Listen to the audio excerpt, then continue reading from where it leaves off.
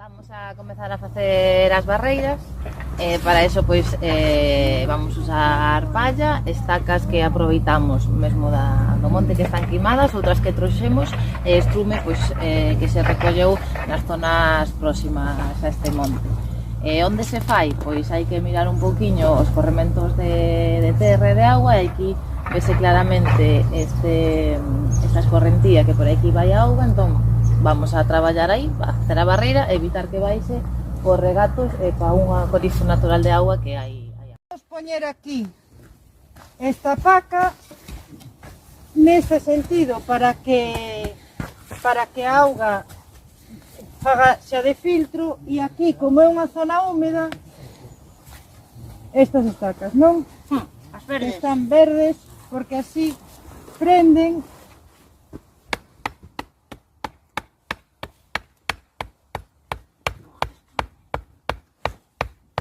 E agora, este pedazo que queda, utilizamos estrume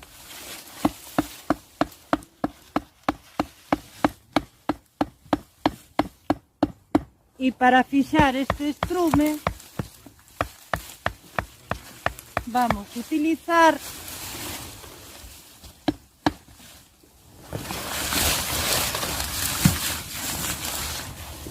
estacas recollidas aquí e que quede fixo. Moi ben.